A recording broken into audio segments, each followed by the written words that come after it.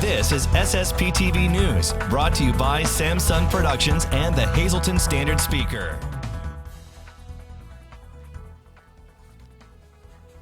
There was no one like local journalist L.A. Tyrone, and there never will be again. We remember a true original next.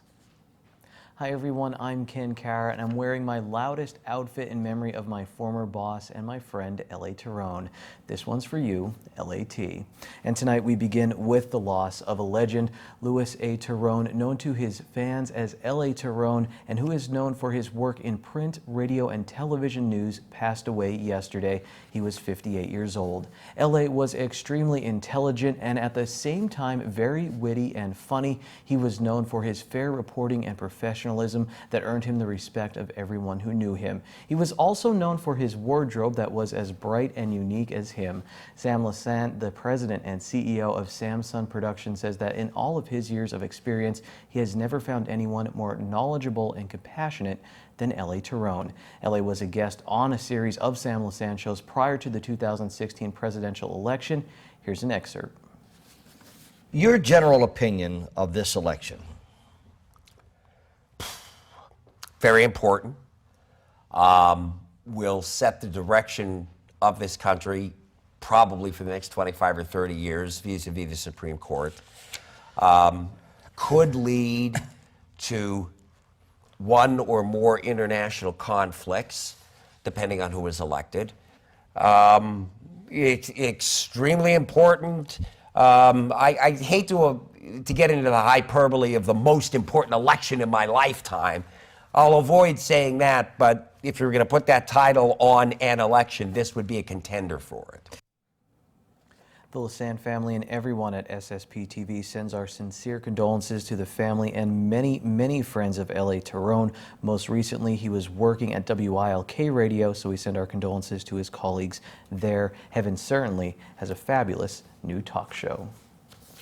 L.A. was a longtime reporter and columnist for our media partner, the Hazleton Standard Speaker, and Kent Jackson, a reporter for the newspaper, stopped by our studios today to talk about our friend and colleague. I asked him if he's learning anything new by talking with L.A.'s friends and colleagues.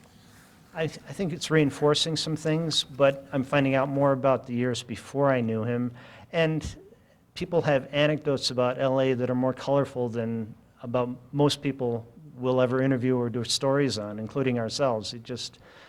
He was a character in the best sense of the word. Now, you worked with him for years at the Hazleton Standard Speaker, so what was he like in that newsroom? Well, like he was on TV or on radio, he was so animated. He could warm up to so many topics, and he had such a curiosity. He liked to learn things. He was a man of strong opinions, strong likes and dislikes, but he wasn't someone that pressed his opinion on me or anybody else. He liked to talk about things, chew over ideas, and come out with what he thought was the best after a discussion. Is there any one memory that stands out? Just seeing him smiling, seeing him dressed vividly, and seeing him going in front of somebody with a notebook and a pencil or a microphone or a camera and just finding out what the story is. Relentless. That's true, that's true. His memory was unbelievable. Yeah, I mean, he knew sports trivia, he could talk about cars past and present. The things that he loved, he had that wide knowledge of that he made fun to listen to because you learned from him whenever he was talking. Do you know anybody else who has mastered all forms of media like he had? Very few people could go from print to radio to TV and back again several times, or all in the same day in some cases. And I think the bottom line was he communicated. He wanted to tell stories and find out things, and whatever the medium was, he warmed up to it. Kent is working on a special article on the life and the many talents of L.A. Be sure to read it in tomorrow's Standard Speaker or at standardspeaker.com. Funeral arrangements have been announced. Friends may call Thursday from 6 until 9 p.m. at the Joseph A. Moran Funeral Home in Hazleton. A mass of Christian burial will take place Friday at 9:30 a.m. at Queen of Heaven Parish at Our Lady of Grace Church in Hazleton. In other news, 2 people were injured in a 3-vehicle crash this morning in Hazel Township.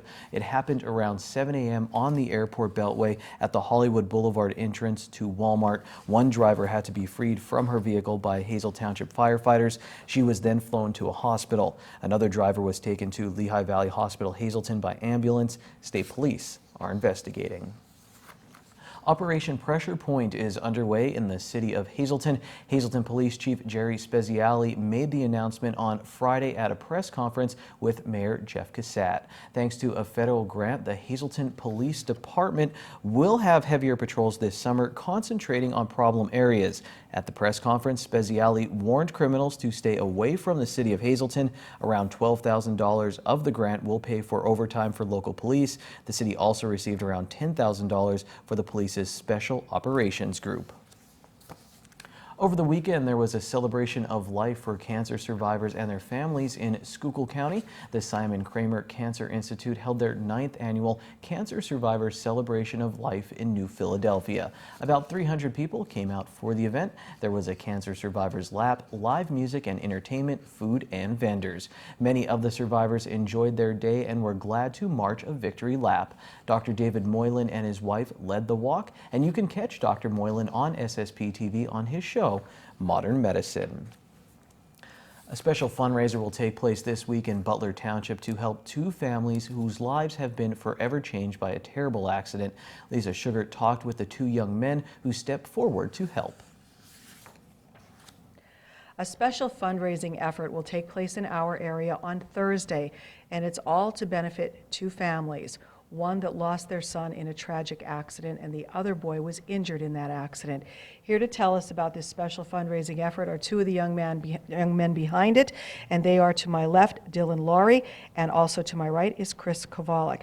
Dylan, I guess let's start with why you're doing this, I guess, first and foremost, because you knew these 2 young men that were in this tragic accident. The one lost his life and the other one very seriously injured. Yeah, I knew both of them. Both families don't deserve everything that's happened to them, and we're trying to do our best to help them out.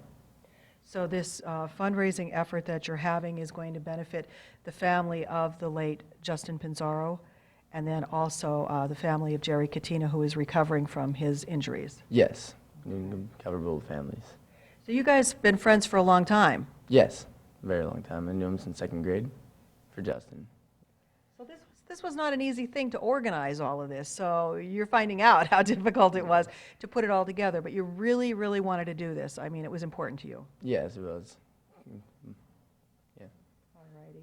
So now we're talking about this event, and what it is this Thursday. There's going to be a special home run derby for ages 6 and up. So Chris, tell us all about it, how they get involved. All right, so we're going to start the home run derby at 5 o'clock on Thursday. So you could either pre-register by either messaging either me or Dylan, or there at 4 o'clock is when the event starts, and we'll have registrations from there on. We're doing different age groups. It's going to be a 6 to 8, 9 to 10, 11 to 12, 13 to 15, and then 16 and up. We're going to start the 6 to 8 and the 13 to 15 at the same time on 2 different fields. And then following those is going to be the 16 and up, and then the 9 to 10, and then the 11, 12 follows whenever they're finished. Now, why was it important for you as well to get involved in this? I grew up with Justin. He lived down the street from me till he moved just a little bit further down the street from me. So I've known him all through elementary, middle school, and high school before he moved down to Florida. And then I only met Jerry recently, but we became great friends. I consider him one of my best friends still to date. Well, this is an awesome event that you guys are doing. And I know it's not just the home run derby. I shouldn't say just, because that's a big event in itself. But you're also going to have kids playing dodgeball and softball. And there's more. How many tricky trays did you guys get? As of right now, we have about 45, with a lot more still promised to come. And a 50-50 as well. Yes. All righty. And food. Yes, lots of food, lots of good food. So when you guys went out and said, we wanted to help out these 2 families, I'm sure the community, what did they say when you went to people for help? They all thanked us, and they were glad to give us things, and we got a lot of stuff coming. So now you need people to show up on Thursday. So you want whether people are into baseball or not, because if they're not into baseball, they might be into tricky trays, and I'm sure everybody's into food, right? Yes, of course. Anything's welcome. So we want a nice crowd to come out and support this wonderful cause. And then you're going to donate the proceeds to the two families? Yeah, we're gonna split them right down the middle. 50% is going to Justin's family, 50% is going to Jerry's. All righty. Well, I want to commend both of you and everybody who's involved in doing this, because I think it's really a great thing that you're doing to help out the two families.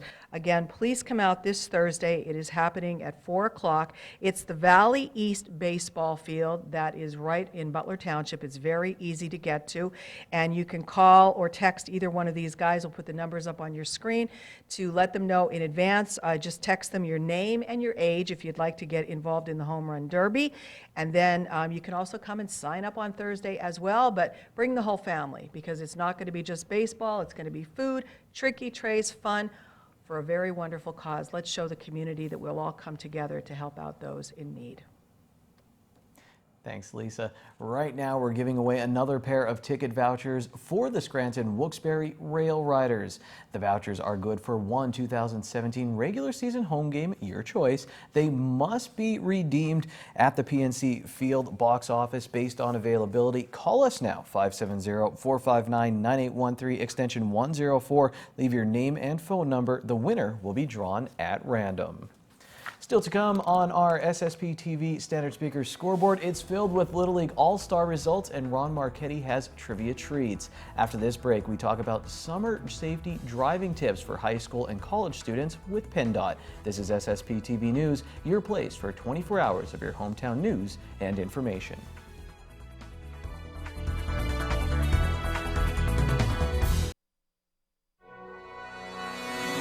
This is SSPTV News, brought to you by Samsung Productions and the Hazleton Standard Speaker. The warmer weather is here, and many people are out on the highways, including new drivers. And to give us some very important student summer safety tips, I'm pleased to welcome to our studio Sylvia Chabala. She is an intern with PennDOT, so thanks for joining us today. Thanks. Now, you yourself a student interning with PennDOT, so what advice would you have for young people who will be getting their licenses, and for the seasoned drivers that have to be aware of them out there on the roadways? Yeah, so this is the time of year, obviously, a lot of high school students are out getting their licenses, a lot of young, inexperienced drivers, so it's important for them to stay aware, to follow the rules of the road, obviously, no texting, wear your seatbelt, and it's also important for college students who are traveling over the summer road trips, just getting back from college.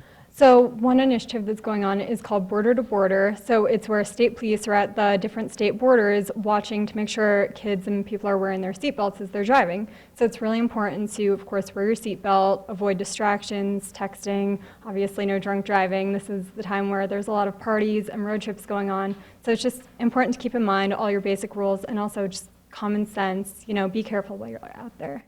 Now, you're a student yourself, so do you think the younger people are paying attention because they see, we get the text via our phone when there's serious accidents or problems? Do you think they're listening? I think it's something kids are aware of, but something they don't take very seriously. So it's something to realize that it can happen to you. If you're not wearing your seatbelt, you may not think it's that big of a deal, but it really is. If you get in a crash, it's something that will save your life. So it's important to be aware of what's going on around you and to realize it could happen to you. And unfortunately, texting and driving, not only for the young people, but people of all ages, that phone is attached to our hip all the time. Yeah. So a concern for everybody, not just the young ones, right? Yeah, definitely. Everybody gets distracted by phone calls, texts, even social media while you're driving, Facebook, Instagram. A lot of things can be distractions, and we don't always pay attention. So it's good to keep in mind. And serious, especially too, when not only we're driving, but we're going through work zones. So we want to be careful that we're not only injuring ourselves, but other drivers and the workers on the roads too. Definitely, it's important to watch out for workers. Make sure, again, you're not on your phone, you're not goofing off with your friends in the car around you, you're paying attention to what's around you and the road ahead of you. All right, well, great advice for people of all ages, actually, but the young people out there, we hope that they will take notice. We want to make this a very safe summer season of driving, so please pay attention on the roadways and put away all of those distractions. Time now for weather on SSPTV News. We had a great day to kick off the work week here in downtown Hazleton. Here's our local forecast from the National Weather Service. Tonight, a 30% chance of showers and thunderstorms. It will be mostly cloudy with a low of 51 degrees. On Tuesday, 30% chance of showers and thunderstorms, partly sunny, high near 68 degrees. Tuesday night will be down to 51 degrees, 20% chance of showers and thunderstorms. Wednesday, mostly sunny with a high near 71. And then on Wednesday night, partly cloudy, low in the mid-50s. For Thursday, a 30% chance of showers and thunderstorms after 9 a.m., partly sunny, highs in the upper 70s. Thursday night, 40% chance of showers and thunderstorms, will be mostly cloudy, lows in the mid-60s. For our Friday, 40% chance of showers and thunderstorms, mostly cloudy, high of 80 degrees, and then at night, low of 67 with a chance of some showers and thunderstorms, mostly cloudy skies. Tonight's weather is brought to you by Valley High Food Drive-In, the area's oldest ice cream and fast food restaurant. We're open weekdays 3:30 to 10 p.m. Stop by for our ice cream and yogurt, now featuring fat-free, no sugar-added soft frozen yogurt with flavors like vanilla, strawberry, and strawberries and cream. We also have burgers, hot dogs, fries, and much more. That's Valley High, Route 93 in West Hazleton, and like us on Facebook. All right, it's green screen time. Your wild number today is 0. Your pick 2 numbers in the Pennsylvania Midday Lottery. 85, pick 3, 819. How about pick 4 numbers? 4200 and pick 5, 43438. Coming up, some postseason honors for the Lady Cougars softball team. That and Ron Marchetti with Trivia Treats. We'll be right back.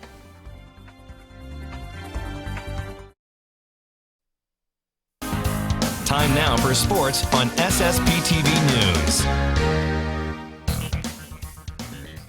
Almost 2 weeks ago, we had a Lady Cougars softball spectacular on SSPTV News. After Hazleton area finished second in the state, I said really the whole summer should be a Lady Cougar spectacular. It seems the Wyoming Valley Conference agrees. 7 Lady Cougars were picked for the all-conference team, and freshman Tiana Treon was named the Division I Most Valuable Player. Treon had a .506 average this season. Seniors Megan Trivalpiece and Hope Kinney were named to the Wyoming Valley Conference first team. Junior pitcher Erica Book made the first team as well, along with junior Taylor Kashak. Freshman Marissa Trivalpiece and junior Rebecca Rossi were named to the second team. A lot of talent is coming back to try and make next year a Lady Cougar spectacular as well. Let's get some Little League scores on the SSPTV standard speaker scoreboard. It was a grand opening to the District 18 10 to 12-year-old tournament for the Valley West All-Stars. Joey Scuba and Brent Antolik both hit grand slams in their win over Jim Thorpe. Alex Carolla had a grand slam for Tamaqua as they pulled away from West Hazleton. Anthracite beat Freeland, and Franklin Township topped Weatherly, Lansford, and Towamensing. Winners bracket games are tonight. We will have highlights tomorrow. In the District 24 Major Division Tournament, St. Clair, Port Carbon, and New Philadelphia beat Tri-Valley in a good one. Millersburg beat Monoy City. And also Shenandoah, they blanked Schuylkill Haven, and Pine Grove shut out Ashland. On Sunday, the Rail Riders beat Pawtucket in a shootout. Jacoby Ellsbury went 2 for 5 with a double and 2 RBI in his rehab start in Music. The Cubs dropped a 4-2 game to the Marlins in the majors. All right, let's see what Ron Marchetti has to say in this week's edition of Trivia Treats.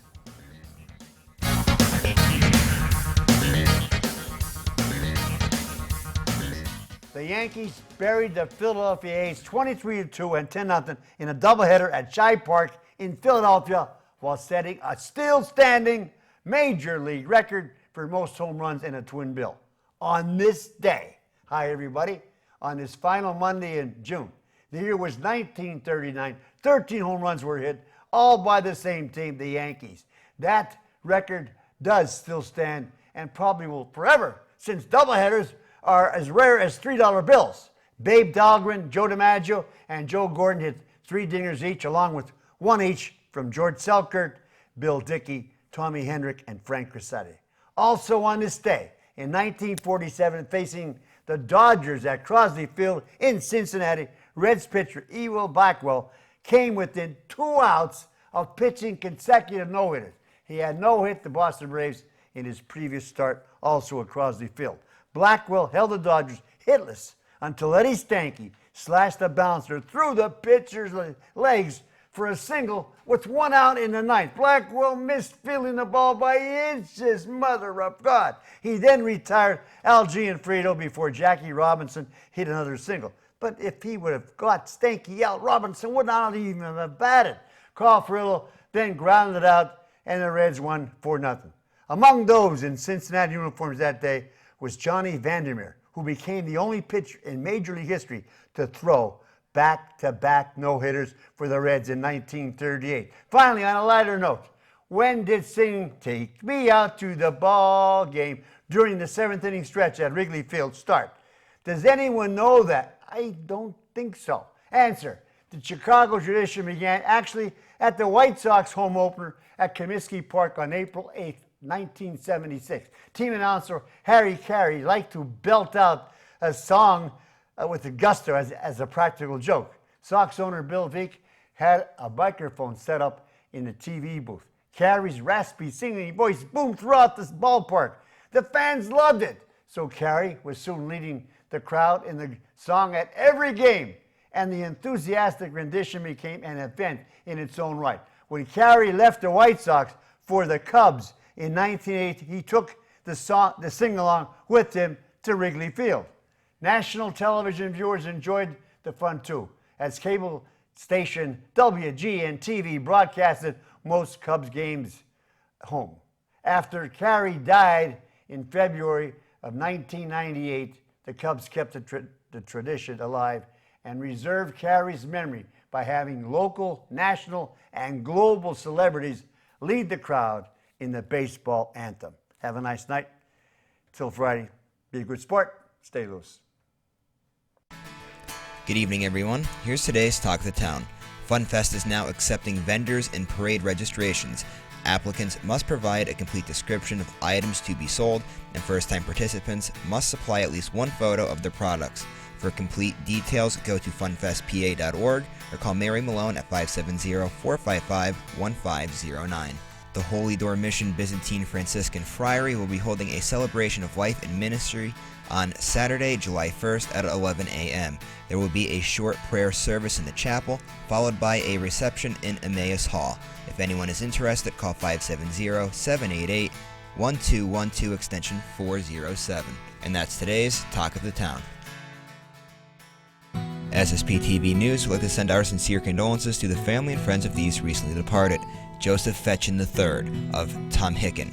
Mass will be Wednesday at 10:30 a.m. at the St. John Bosco Roman Catholic Church in Sugarloaf Township. Friends may call Wednesday from 9 to 10 a.m. at the Harmon Funeral Home.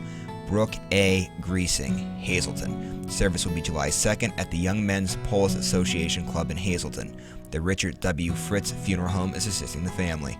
Marie R. Wagner, drums. Service will be Thursday at 8 p.m. at the McNulty Funeral Home. Friends may call Thursday from 6 to 9 p.m. at the funeral home. Francisco Rodriguez, West Hazleton. Funeral will be Wednesday at the Joseph P. Conahan Funeral Home.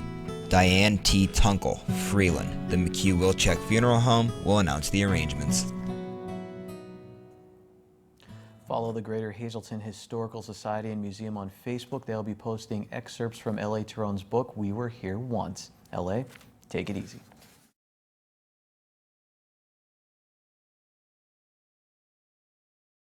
SSPTV.com and follow us on Facebook and Twitter.